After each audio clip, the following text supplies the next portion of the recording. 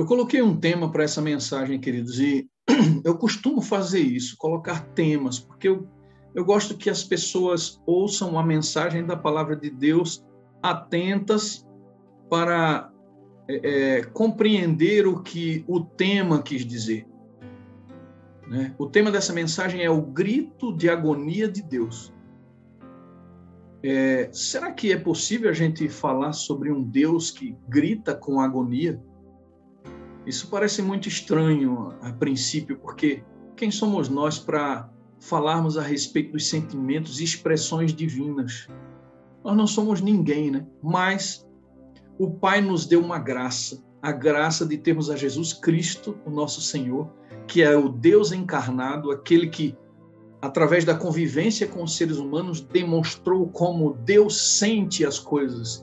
E ele se humanizou de tal forma, que a gente chama na teologia de acomodação divina, ele se acomodou de tal forma à realidade humana, que nós podemos compreender um pouco daquilo que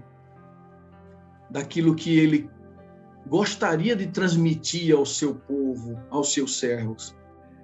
Jesus, ele demonstrou para nós a sua vontade, o seu desejo. E ele deixou coisas tão claras a respeito do seu próprio comportamento que hoje a gente tem condição de se relacionar com Deus tão incomensurável, tão inacessível, antes inacessível, agora nós nos relacionamos com Deus que se torna homem, se faz carne e vem habitar entre nós e podemos dialogar face a face com ele. E aí estão os testemunhos escritos para que a gente entenda como Deus se relaciona conosco. Mas quando é que Deus dá um grito de agonia? É complicado falar sobre os sentimentos e expressões divinas, né? Mas graças a Deus por Cristo Jesus. Quando será que a voz do Espírito Santo, que nós entendemos que é doce, meiga e amável, se transforma em um grito de agonia, irmãos? Quando será? De antemão, eu quero logo dizer que esse grito de agonia, ele acontece todas as vezes que Deus precisa entrar em juízo contra o seu povo, contra os seus filhos, contra toda a raça humana.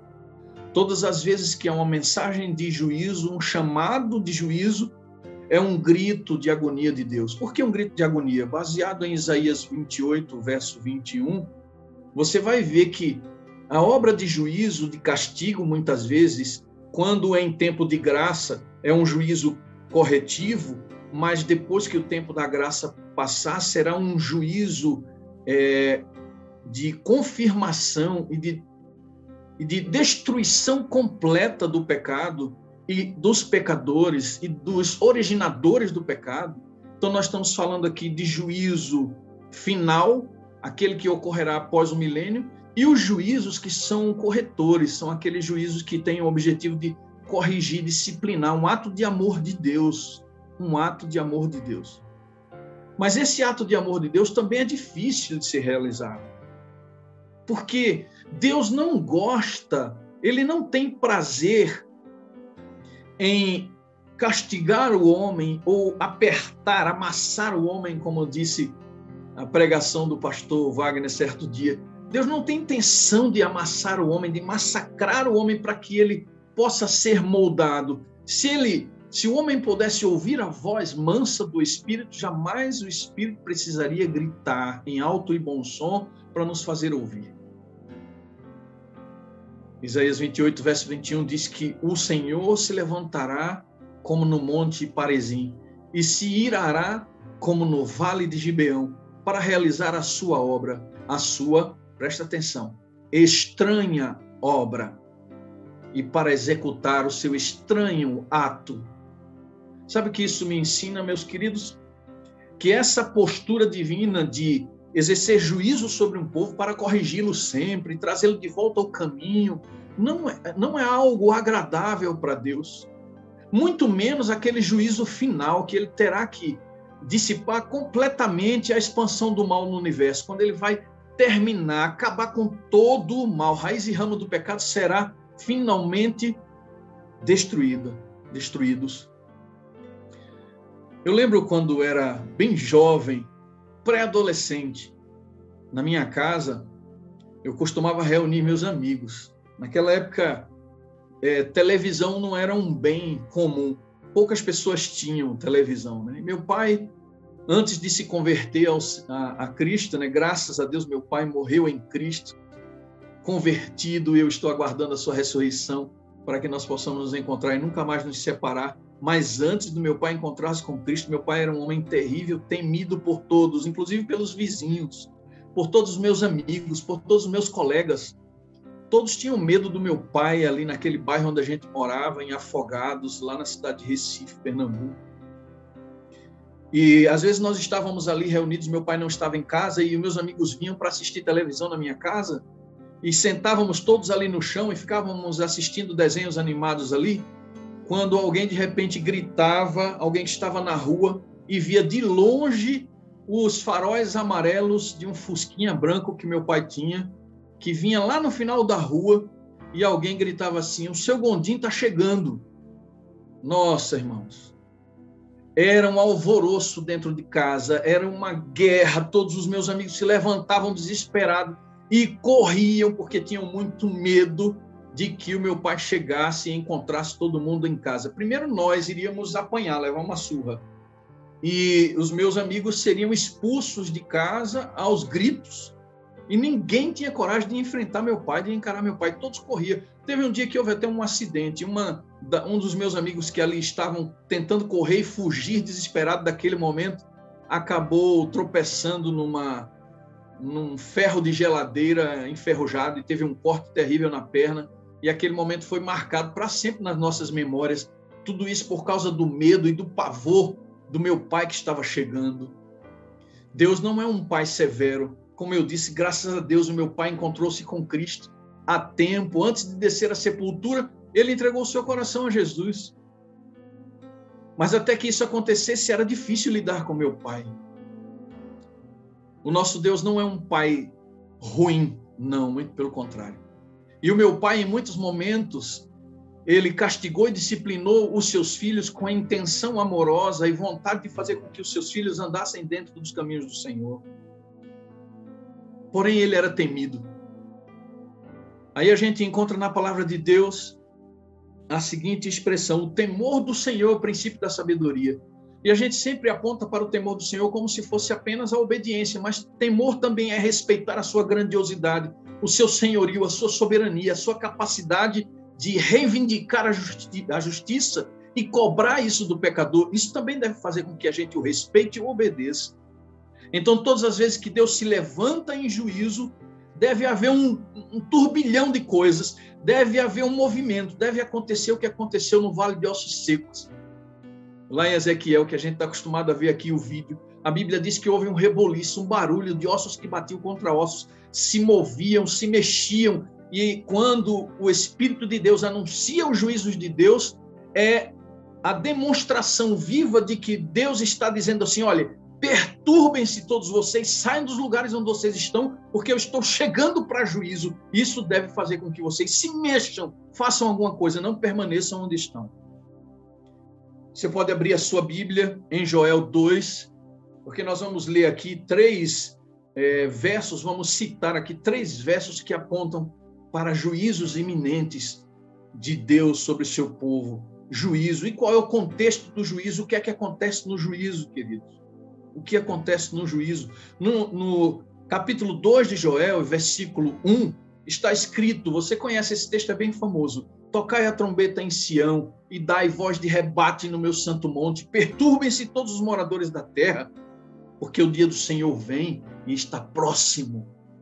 Esse é um contexto de juízo, é a brevidade da vinda do Senhor, é o momento em que ele vem se encontrar com o seu povo num momento extremamente sacro, solene, perigoso, porque Deus vem para vindicar a justiça, reclamar o que é seu e para tentar trazer de volta aqueles que se perderam. É para isso que servem os juízos de Deus em tempo de graça. Aí eu quero fazer um paralelo com Apocalipse 14, versos 6 a 7, que você também conhece de cor. Aquela primeira voz da tríplice mensagem angélica: temei a Deus e dai-lhe glória, porque vinda é a hora do seu juízo, e adorai aquele que fez os céus, a terra e o mar e as fontes das águas. Aqui está mais uma vez um contexto de juízo. Aqui em Joel, você Perceba qual é a expectativa de Deus nesse momento em que ele grita esse grito de agonia, porque essa é uma obra estranha, uma obra de castigar o ímpio, de castigar até mesmo o justo, para que ele volte e retome o caminho da sanidade espiritual. Tudo isso é uma obra complicada, ruim, não é agradável para Deus, como disse o profeta Isaías. Mas aqui em Joel se apresenta, queridos irmãos, o objetivo do juízo. Por que é que o juízo vem? Por que é que podemos considerar o juízo como um ato de amor de Deus? Primeira coisa que eu quero chamar a atenção de vocês, antes da gente fazer esse paralelo com Apocalipse e depois com o livro de Jonas. Quando a Bíblia diz, tocai a trombeta em Sião e dai voz de rebate no meu santo monte, eu falei um pouco sobre isso na última vez que preguei aqui na sala. Perturbem-se todos os moradores da terra, mas essa expressão, da voz de rebate no meu santo monte, é uma expressão muito solene, irmãos. Uma expressão muito solene, porque é a voz de Deus através do ser humano que toca o chofar, aquele chifre que só poderia ser tocado por alguém que tivesse força nos pulmões, alguém que tivesse condição de soprar com força, e normalmente o Espírito Santo capacitava essa pessoa que deveria tocar esse chifre para anunciar para o povo de Deus que o juízo estava chegando, para anunciar para o povo de Deus que Deus viria para encontrar-se com ele, e esse encontro não seria agradável. Então, essa expressão da voz de rebate no meu santo monte, nunca mais esqueça isso. Ela, no seu original, se ela fosse escrita aqui da forma como foi colocada nos primeiros inscritos, ela seria escrita da seguinte forma: gritai até ferir os ouvidos. Então, dar voz de rebate no santo monte é dar um grito de ferir os ouvidos. Mas tem que ser um grito que ninguém possa dizer, eu não ouvi.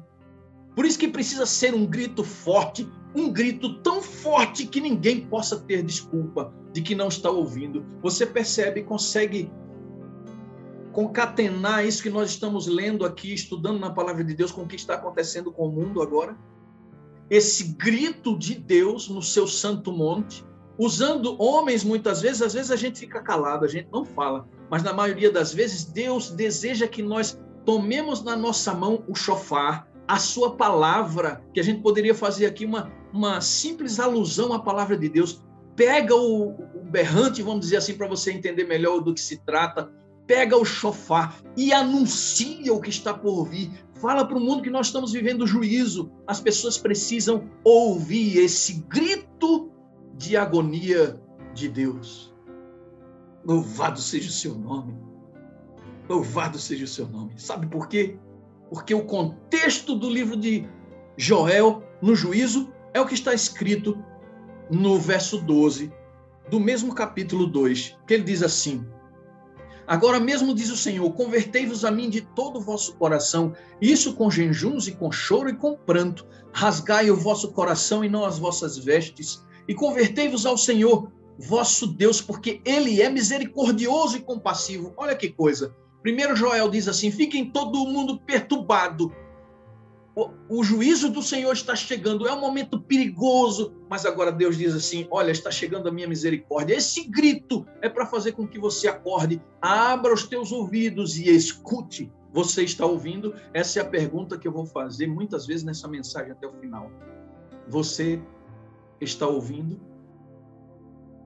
Pare um pouquinho e pense. Deus, através do seu povo, através dos seus anjos, através do Espírito Santo, está dando um grito de agonia. Olhai para mim e vivei. Tirem a atenção das coisas deste mundo, olhem para mim. Escutem a voz do Espírito. Porque eu quero exercer sobre vocês misericórdia. E não quero que os meus juízos destruam completamente o meu povo. Não. O ato de juízo de Deus é um ato de misericórdia. É salvador. Querem ver o maior momento de juízo da história? O momento em que Cristo é levantado no madeiro.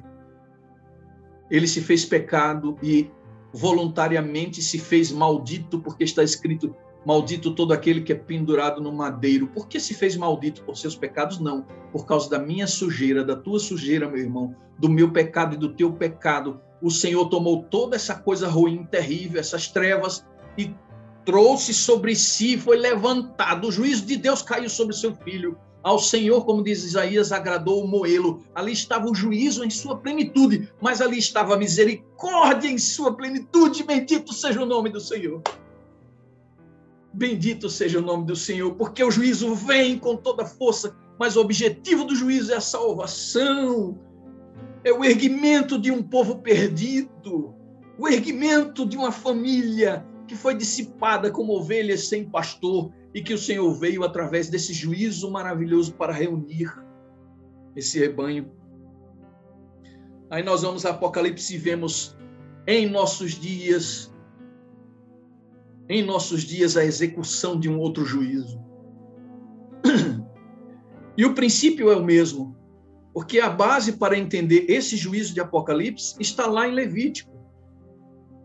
Está lá nos antigos escritos do Antigo Testamento, quando aponta para esse momento de juízo também como um momento em que Deus chamava o povo para vestir-se de pano de saco e cinza, orar, jejuar, se arrepender dos seus pecados, ouvirem a voz do Espírito. Você está ouvindo? E finalmente, em Jonas 1, verso 1 e 2, você sabe o que está escrito lá. É Deus dizendo para Jonas assim, olha, vai até Nínive e anuncia os meus juízos. Jonas achava que Deus iria destruir Nínive completamente. A sua mensagem de juízo era uma mensagem final. Não era, tinha misericórdia por trás. Mas o profeta só entendeu que havia juízo, que não havia misericórdia. E ele foi, apesar de toda aquela história que você já sabe, Deus praticamente o levou forçado e o fez chegar a Nínive para que ele desse essa mensagem de juízo. Mas você já sabe também. Nínive ouviu. Você está ouvindo? Nínive ouviu. Houve arrependimento, houve pranto, houve choro. E o juízo de Deus cessou. A sua ira cessou. Não caíram os juízos. Aqueles juízos não foram necessários porque houve arrependimento. Eu só me lembro do meu filho Gabriel, quando ele testemunhou a primeira vez, e que ele disse, queridos, Deus me chamou pela dor para olhar para ele. Foi um juízo que o meu filho enfrentou. Mas ele disse no seu testemunho, não espere que a dor leve você ao arrependimento. Arrependa-se hoje. Escute a voz do Espírito hoje. Não espere que a dor chegue. Não espere que Deus precise executar juízo na sua vida para fazer você mudar de atitude, santificar os seus propósitos. Não. O juízo em tempo de graça, queridos, é sempre o grito de Deus na pessoa do Espírito, que por sua vez inspira o homem. O Espírito Santo é o fôlego a soprar o chofar.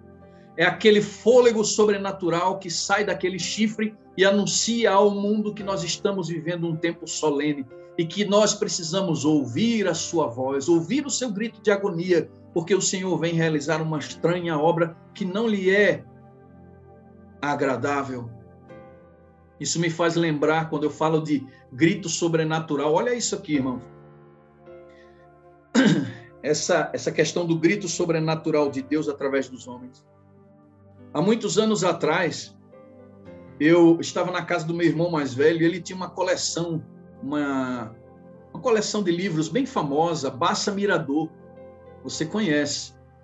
Eu nunca consegui achar esse texto na internet, eu só li lá naquela coleção, Bassa Mirador. Eu estava na casa dele fazendo uma pesquisa e pesquisei sobre os maiores oradores de todos os tempos, aquelas pessoas que falavam com excelência. E sabe qual foi a minha surpresa? Na enciclopédia Bassa Mirador existe o nome da senhora Ellen White, a profetisa do Senhor. Ela aparece como, do gênero feminino, a maior de todas as oradoras já existentes no mundo em todo o tempo, até aquele momento em que a enciclopédia escreveu.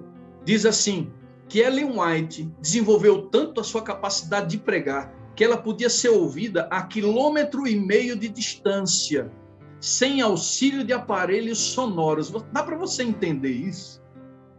Não é a Bíblia, não é o livro, não é o Vida em Ensinos que diz isso, não é o livro A Mensageira do Senhor que fala da vida de Ellen White, não são nossos livros que diz isso.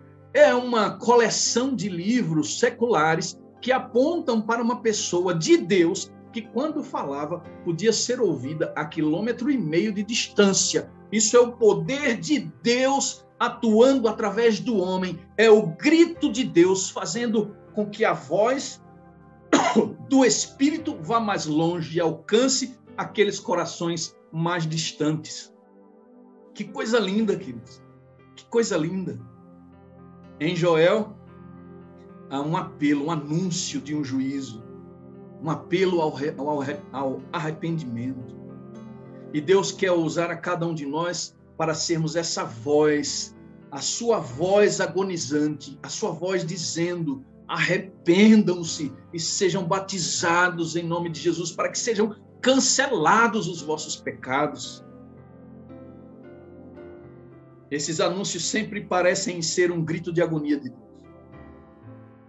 Assim como um pai que, quando está exaltado e precisa castigar um filho, ele se sente com o coração pesado, mas ele sabe que precisa fazer aquilo para corrigir o seu filho, para fazer com que o seu filho abandone aquele comportamento ruim, para sua própria,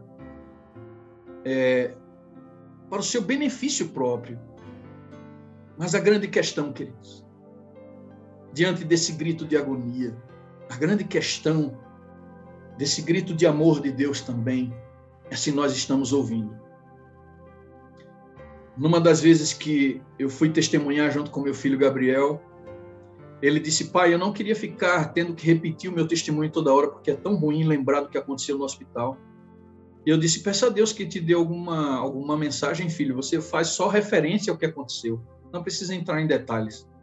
E ele orou a Deus, e depois ele chegou para mim e disse: pai, eu acho que Deus me disse o que eu devo dizer para as pessoas hoje. E eu disse: o que você vai dizer para elas? Ele disse: o Espírito me convenceu a perguntar: vocês estão ouvindo?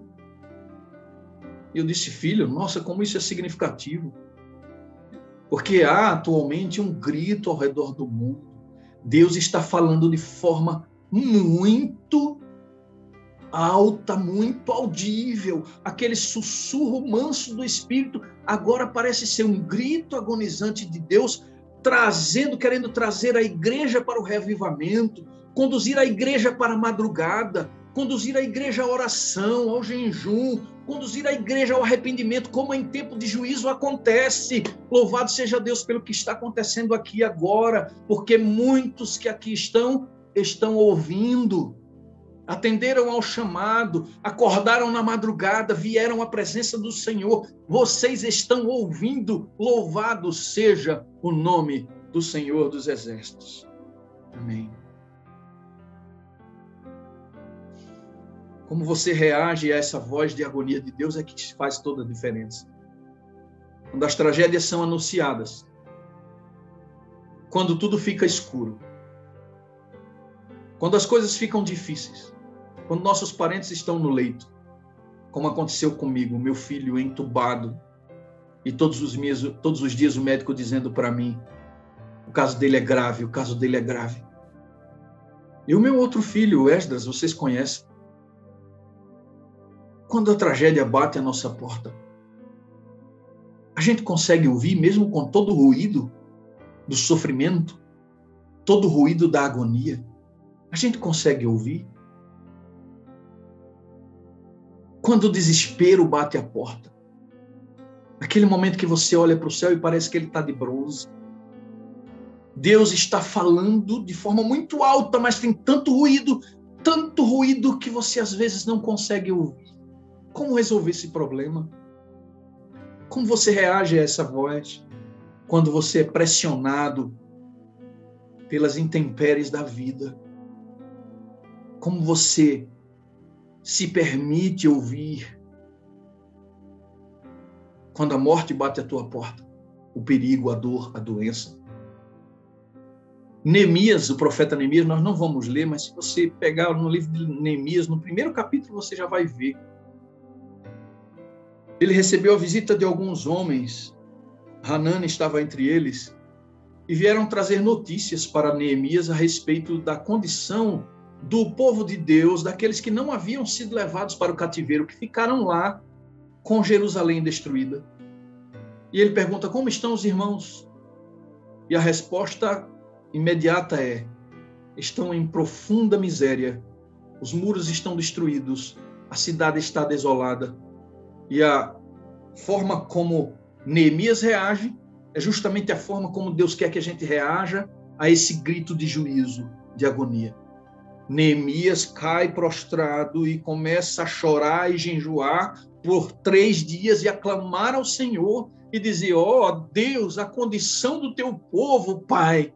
E nós estamos diante de um juízo como esse agora. É o povo de Deus, mas as portas da igreja foram derrubadas e a tragédia entrou em nossas igrejas, como se alguém tivesse derrubado a pés a porta das nossas igrejas, as portas, arrombado e entrado, e a calamidade entrou em nossa igreja, e muitos estão ceifando sua vida, muitos estão sofrendo a agonia da morte, e não somente por conta de uma pandemia que nos abate, mas por todo o sofrimento que nos cerca. O povo de Deus tem sido assolado, mas me permita dizer, meu querido irmão, minha querida irmã, esse é o grito de agonia de Deus para fazer com que um povo se levante, para fazer com que uma nação se levante, um povo diferente de todos os outros que já houveram no passado, um povo capaz de ser invejado pelos apóstolos, porque Ellen White diz que os apóstolos sonhavam em estar presentes nesses últimos dias para vivenciar as coisas que estamos vivenciando agora. Oh, Deus, tenha misericórdia do teu povo. Querido irmão, querida irmã, Deus está gritando em agonia. As nossas igrejas foram afetadas por toda sorte de angústias e Deus está fazendo isso como um ato de amor, porque é um juízo em tempo de graça. Você consegue ouvir?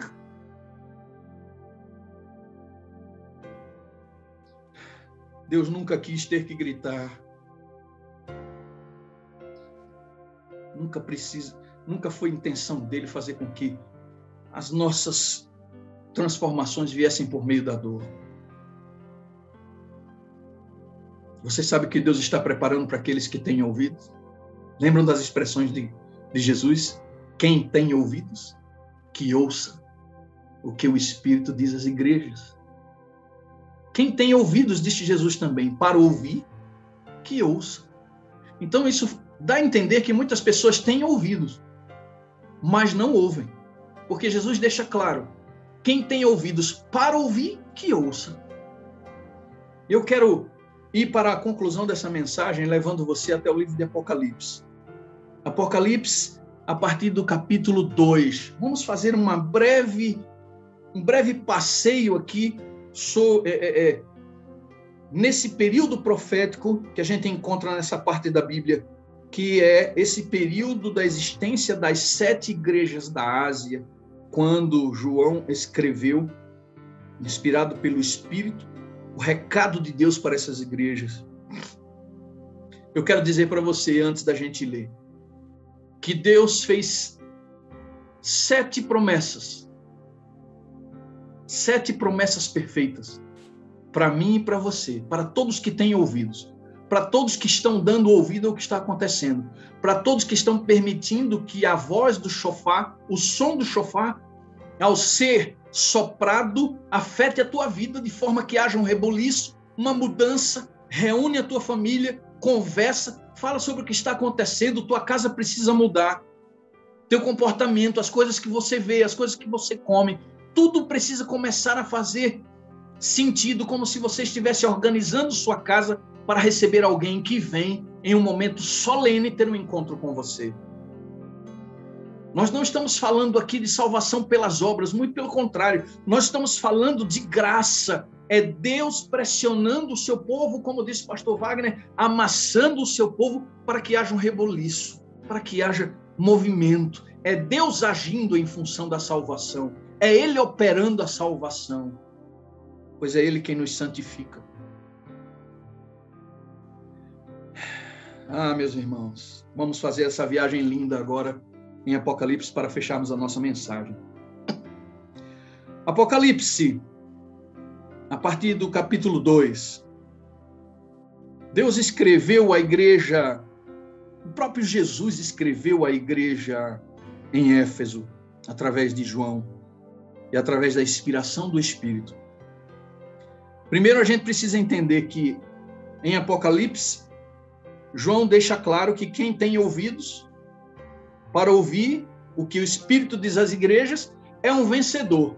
E depois a gente vai ver que primeiro ele se refere ao vencedor, porque agora ele inverte. O vencedor é aquele que tem ouvidos e que ouve o que o Espírito diz às igrejas. Então, se você ouve o que o Espírito diz às igrejas, você é um vencedor.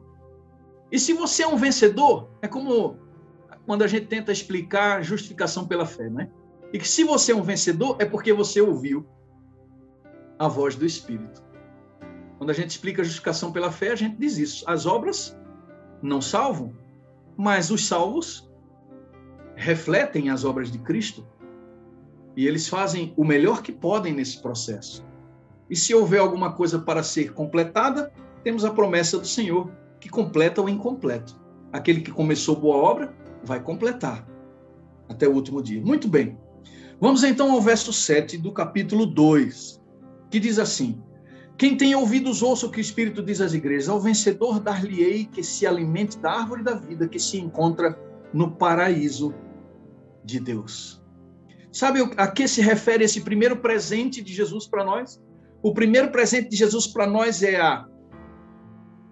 as condições originais do Éden restauradas.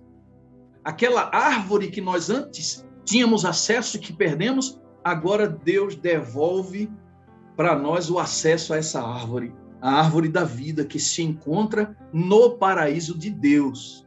Então, o primeiro presente de Deus trata-se da promessa da vida eterna. Nunca mais a morte nos alcançará. Essa é a restauração do Éden. É aquele primeiro projeto de Deus que havia sido frustrado por causa do pecado. Sim, essa é a palavra, frustrado por causa do pecado. Agora, por causa da atuação do Filho de Deus, do plano da redenção, Deus devolve para nós o paraíso e o acesso à árvore da vida. Esse é o primeiro presente. Olha que coisa linda, meus queridos. É uma alusão ao jardim do Éden, a restauração de todas as coisas, das origens de Deus. Muito bem. Depois de Éfeso, o Senhor escreve a Esmirna. E no verso 11 ele diz assim: quem tem ouvidos... Eita, que os passarinhos começaram a cantar aqui agora na janela. Espero que não atrapalhe. Já foram. Quem tem ouvidos, ouça o que o Espírito diz às igrejas. Ao vencedor, de modo nenhum sofrerá o dano da segunda morte. Mais uma promessa de vida, mais um presente de vida. Primeiro, acesso à árvore da vida. Como Ellen White diz, para a cura das nações. Nós só vamos entender isso no céu. O que significa essa expressão, para a cura das nações? É certo que a gente vai ver essa discrepância entre os primeiros homens criados e os homens atuais. A degeneração da raça vai ficar clara diante de todo o universo quando o Senhor Jesus voltar e aquela multidão de santos estiverem diante do seu trono. Haverá grandes homens gigantes, Adão e Eva estarão lá, e aqueles que estão vivendo em nossos dias, pequenos homens que irão crescendo até ficar a imagem e estatura um pouco menor que os anjos. Mas será que é assim que vai acontecer? Há muita especulação a respeito disso, e eu não quero aqui fechar nada a esse respeito. Mas o que eu quero é que você preste atenção nesse segundo presente. O segundo presente é Deus te dizendo assim: olha, ainda que você morra, lembre-se da promessa do Senhor Jesus. Todo aquele que crê em mim, ainda que morra, viverá. Então, você pode ter morrido, meu filho dormiu no Senhor, minha mãe também dormiu no Senhor, meu pai dormiu no Senhor. Você deve ter entes queridos que dormiram no Senhor. Mas olha que coisa linda, o segundo presente oferecido para os que ouvem é o presente de não sofrer o dano da segunda morte. Porque há muitos que ressuscitarão para a vida, mas há uma grande multidão, como a areia do mar, que ressuscitará para receber o dano da segunda morte. Deus está dizendo: não permitirei que isso aconteça com você. Louvado seja Deus. Você está ouvindo? Essa é a pergunta que eu faço. O próximo presente, o terceiro presente, foi dado à igreja de Pérgamo. Ele diz: quem tem ouvidos, ouça o que o Espírito diz às igrejas. Ao vencedor dar-lhe-ei do maná escondido, bem como lhe darei uma pedrinha branca, e sobre essa pedrinha branca, um novo nome, o qual ninguém conhece, exceto aquele que o recebe. Quando você receber esse nome, você entenderá o porquê desse nome. Esse nome, segundo a Ellen White, é um nome que retrata a nossa experiência com Deus. Como foi a minha experiência com Deus? Esse vai ser um nome elaborado por Deus que Ele vai dar para você. Olha a promessa da restauração. Eis que faço novas todas as coisas. São presentes que o próprio Jesus Cristo está nos dando, fazendo novas todas as coisas, inclusive o nosso nome, com um novo significado. E a pedrinha branca, o comentário bíblico refere-se a juízes do passado que costumavam usar uma pedrinha preta e uma pedrinha branca. A pedrinha branca normalmente era dada para aquelas pessoas que eram absolvidas, perdoadas, e estavam livres da condenação. E a pedrinha preta para aqueles que recebiam a condenação, que eram declarados culpados, pesado fostes na balança e achado em falta. Esses receberão a pedrinha preta significativamente. E aqueles que estiverem em Cristo receberão, acredito que de forma literal, uma pedrinha branca com um novo nome escrito, significando a pedrinha branca, o perdão da tua dívida. Louvado seja o nome do Senhor. Aí nós vamos para o quarto presente que foi dado à igreja de Tiatira. E assim como também eu recebi do meu Pai, dar-lhe-ei ainda a estrela da manhã. Quem tem ouvidos, ouça o que o Espírito diz às igrejas. Irmãos, isso aqui é a coisa mais linda de todos os presentes que se pode dar. A coisa mais linda está aqui nesse presente. Se você quiser, anota isso. É tão lindo, isso é tão maravilhoso. Sabe quem é essa estrela da manhã? É a própria pessoa de Jesus. E sabe quem escreve a carta? É a própria pessoa de Jesus, revelando tudo a João. E ele está dizendo assim: olha, ao vencedor eu vou dar de presente a mim mesmo. A estrela da manhã. Como alguém pode dar para alguém de presente a si mesmo? Não é assim que acontece no casamento? Quando nós subimos o altar e pedimos a bênção de Deus, Deus nos presenteia com o nosso cônjuge. Dessa forma, Jesus dará a si mesmo para a sua igreja. Esse é o presente mais valioso de todos os presentes que você vai receber se você ouvir a voz de Deus. E sabe por que eu digo o maior de todos os presentes? Quero que você agora vá comigo um pouco lá atrás, no Antigo Testamento, no momento em que Josué está distribuindo as terras para o povo de Israel. O que acontece ali? Josué começa a repartir as terras e Deus vai dizendo para ele que tipo de herança cada tribo deve receber, que parte de terra cada tribo deve receber. Mas acontece uma coisa linda a respeito da tribo de Levi. Quando Deus fala a respeito da tribo de Levi, ele diz assim: Levi não terá herança, não receberá terras. A herança de Levi, registra aí, irmão, a herança de Levi é o Senhor.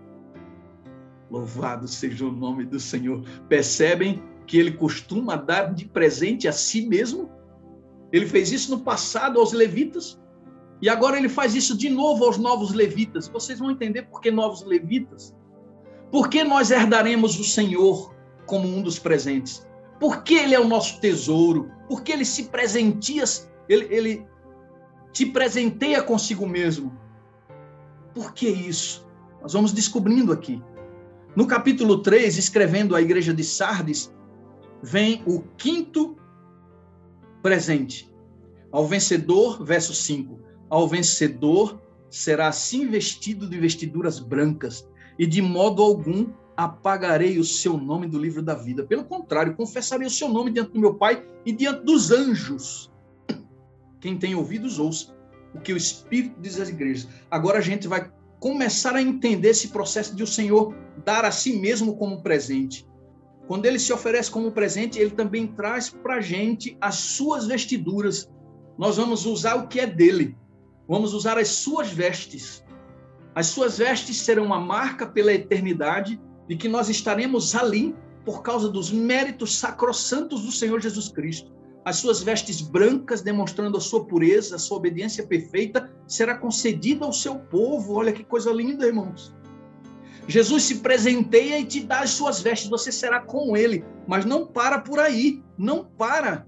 Quando ele fala a Filadélfia, no sexto presente, ele diz: vocês serão coluna no santuário de meu Deus, verso 12 do capítulo 3. Coluna do santuário do meu Deus, e daí jamais sairá. Louvado seja o nome do Senhor. Gravarei também sobre ele o nome de meu Deus, o nome da cidade do meu Deus, a nova Jerusalém, que desce do céu, ataviada da parte de Deus. Para que o nome da cidade? Gravada nas suas vestes. Para quê? Quando nós chegarmos nos mundos não caídos, as pessoas saberão de onde estamos chegando. Isso tem uma razão de ser. Nós seremos coluna do santuário de Deus. Ele primeiro se dá como presente, ele dá as suas vestes como presente, e agora ele dá o seu poder também, reparte o seu poder, o seu governo com os seus filhos. Todos nós sabemos que iremos nos assentarmos em tronos erguidos pelo próprio Jesus. Ele disse: darei a você o privilégio de se assentar comigo no meu trono. Então, esta expressão, coluna no santuário de meu Deus, se você for procurar no comentário bíblico, você vai ver. Essa coluna refere-se a uma expressão de força do reino de Deus. Uma expressão de força. O vencedor será colocado como centro do governo do universo. Olha que coisa, meus queridos. Para pensar nisso. Você está ouvindo uma demonstração de força. Por que demonstração de força? Pensa comigo. O nome de Deus foi vituperado, colocado em dúvida. Deus não é amoroso o suficiente. Ele faz tudo simplesmente por orgulho. Ele faz tudo simplesmente porque tem mais poder do que todo mundo. Foi o que Satanás disse. Aí agora Deus envia Cristo que salva a humanidade, e agora ele tem com ele no seu santo templo as primícias, ou melhor, o prêmio do seu sacrifício. Todos os salvos serão para ele como colunas que estabelecem o seu reino como reino de amor. Olha que coisa linda, nós míseros pecadores, terrenos, falhos, agora sendo vistos por Deus e pelo universo como a força do Senhor. Testemunhas vivas de que Deus é amor, porque nós, miseráveis pecadores, diferente daqueles seres não caídos, ainda que mergulhados no pecado, recebemos o privilégio de ouvir a voz do Espírito Santo, atendemos ao seu chamado e Deus nos fez colunas do seu santuário. Isso representa a força do governo de Deus, o testemunho do governo de Deus. Que coisa linda, queridos. E sabe por que eu falo isso para vocês? Recentemente eu vi uma mensagem do pastor Vanderlei Dornelles, ele falou uma coisa linda. Ele disse que o evangelho não deixará de ser pregado no céu. Olha que coisa! Por isso nós seremos colunas. Por isso estaremos assentados no seu trono, junto com ele. Há uma expressão, uma razão pela qual Deus vai fazer isso com o seu povo. Ele disse: no céu vamos continuar pregando o evangelho. Sabe aquele texto de Ellen White? Daremos voos infindáveis pelos mundos não caídos. Não é só a passeio, não, queridos. Nós iremos, como líderes de grandes comitivas, chegar a esses mundos não caídos, esses lugares longínquos do universo, porque essas pessoas, esses seres criados estarão ansiosos para ouvir da boca de um redimido como é amar um Deus que se fez homem, que morreu, que experimentou a dor do pecado, como é ser resgatado do pecado, da mão do diabo e levado para a presença de Deus, ser aperfeiçoado, transformado, regenerado. Como isso é possível? As pessoas em todo o universo irão querer saber.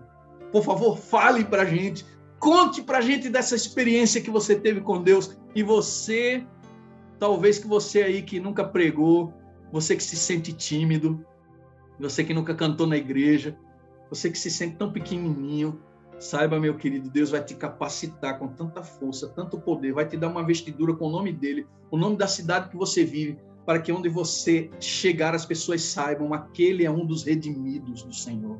E para que as pessoas te chamem para uma grande reunião e você possa testemunhar, pregar do Evangelho de Cristo. E é por isso, provavelmente, não estou afirmando nada, mas faz todo sentido, que o mal não se levantará a segunda vez. Porque não é porque as pessoas estarão vacinadas, não. É porque as pessoas estarão conscientes do grande amor de Deus. E jamais pensarão novamente em se rebelar contra Ele. E para finalizar, Deus fala à igreja de Laodiceia. E a promessa à igreja de Laodiceia é: dar-lhe-ei sentar-se comigo no meu trono, assim como também eu venci e me sentei com meu Pai no seu santo trono. Talvez você nunca tenha pensado sobre isso. Eu passei grande parte da minha vida sendo vendedor ambulante. Não sei qual a sua profissão agora. Depois eu fui fazer teologia e me tornei pastor. Mas a gente já fez tanta coisa nesse mundo, né? E diante dos cargos que ocupam os seres celestiais, o que nós somos aqui? O Senhor fará com que eu e você nos assentemos no trono junto com Ele, para reinarmos junto com Ele. Não sei que tamanho do reino eu vou ter, não sei qual vai ser o tamanho do seu reino, mas eu sei de uma coisa: você será responsabilizado com essa responsabilidade que vai te trazer muito prazer e alegria, a responsabilidade de representar a Cristo por onde quer que for. E em sua palavra está escrito que aqueles salvos, aqueles vivos por ocasião da volta de Jesus, aquele povo seleto que será chamado para viver com Cristo, seguirá o Cordeiro por onde quer que ele vá. Faremos parte do trabalho universal de Deus. Estaremos para sempre com o Senhor. Ah, querido irmão, querida irmã, isso me estimula tanto, me alegra tanto. Quanta coisa, tão pequenos, homens tão míseros, agora diante de Deus, vivendo em sua presença, morando no mesmo endereço dele, na mesma casa. Onde você mora? Perguntarão. Eu moro na casa de Deus. Olha, a maioria do universo não sabe o que é isso, que privilégio é isso. Só os anjos têm esse privilégio. Mas os santos serão levados para morar na casa de Deus. Seremos a capital do universo. Todos se reunirão de um sábado a outro, de uma lua nova a outra, para vir adorar perante Deus, está escrito em Isaías. E lá estaremos nós, para recebermos estas pessoas.